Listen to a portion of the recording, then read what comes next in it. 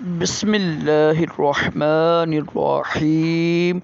فرمان مصطفیٰ صلی اللہ تعالی علیہ وآلہ وسلم، تمہارا مجھ پر درود پڑھنا پرصلات کی ترقی میں نور ہوگا۔ صلو علی الحبیب صلی اللہ علیہ محمد۔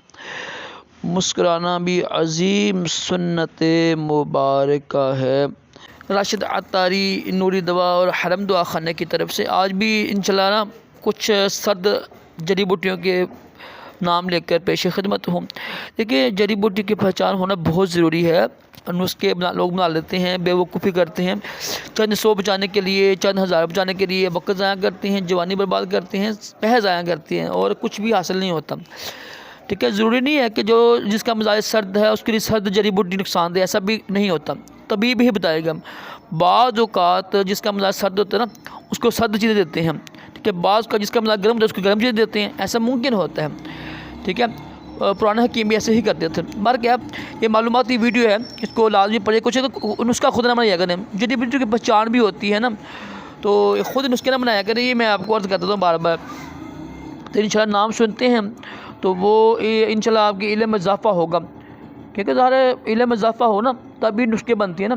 کون سی جڑی بوٹی سرد ہے، کون سی گرم ہے، کون سی خشک ہے، یہ بڑا اہم موضوع ہوتا ہے۔ تو چیک کیجئے ویڈیو، انشاءاللہ آپ کے علم میں اضافہ ہوگا انشاءاللہ۔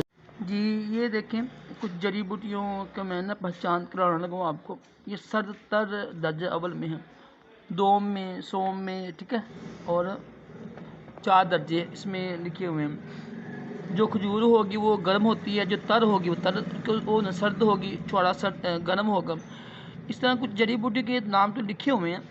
جو مین اہم چیز ہے نا، میں آپ کو بتانا لگا ہوں، جو یہ حکیم کتاب ہے، حکیم صاحب کی، حکیم کبیر الدین کی، اور معتبر ہے۔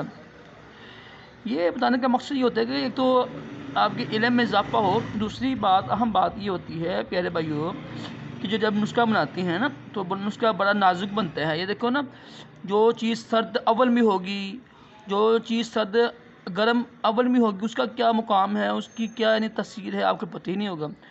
لوگ نسخے بنانے تو بڑا تیز ہوتی ہے نا، تو یہ دوم سوم کیوں لکھا ہوتا ہے، اس کی لوگوں کو معلومات ہی نہیں ہوتی ہے کہ کیا چیز ہے یار، یہ اتنی بریکی کیوں ہے، ٹھیک ہے۔ چند ہزارہ بچانے کے لیے لوگ بیچارے، چند سو بچانے کے لیے بیچارے نسخے مانگتے رہتے ہیں لوگ نا، وہ خود بھی اپنا بیڑا گرک کرتے ہیں اور پیسے بھی ضائع کرتے ہیں، جوانی بھی ضائع کر رہے ہوتے ہیں، وقت بھی ضائع کر رہے ہوتے ہیں۔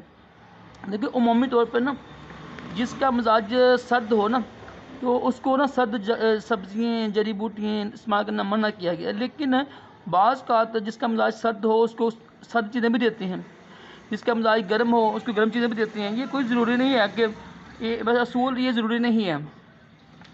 تو مطلب کہنے کا مقصد یہ ہے کہ یہ پہچان بہت ضروری ہے نا، کہ کون کون سی جڑی بوٹیاں اول میں ہیں، سرد گرم ہیں، خشک ہیں، تاکہ اس کو لے کر نسخہ بنایا جائے نا۔ جو کون سی چیز دوم میں ہے اور گرم خشک کون سی ہے، یہ اتنا نازک مسئلہ ہے، لوگوں کو پتہ ہی نہیں ہے، یقین کریں بہت نازک مسئلہ ہے یہ والا۔ جڑی بوٹیوں کی پہچان کرنا بہت مشکل، اور نیم حکیم بن کر نسخے شیئر کرنا بڑا آسان ہے۔ آج کل فیس بک پر، یوٹیوب پر، ہر طرف نسخے لوگ بتا رہے ہوتے ہیں جڑی بوٹیوں کے حوالے سے۔ اب دیکھو، سوچو یار، سمجھو آپ لوگ بھی کہ 4 کیوں نہ درجے ہیں۔ جو چیز سرد ہے اول میں سرد ہے وہ یعنی، اور جو سوم میں، جو چہارم میں، اس کا کیا یعنی اس کا مقام ہے، کیا اس کی تاثیر کیا ہوگی، ٹھیک ہے نا۔ تو جو چیز گرم، اس کا مطلب کیا ہوگا۔ تو ہر چیز سیکھنا ضروری ہوتا ہے، تبھی نسخے بنے گے نا۔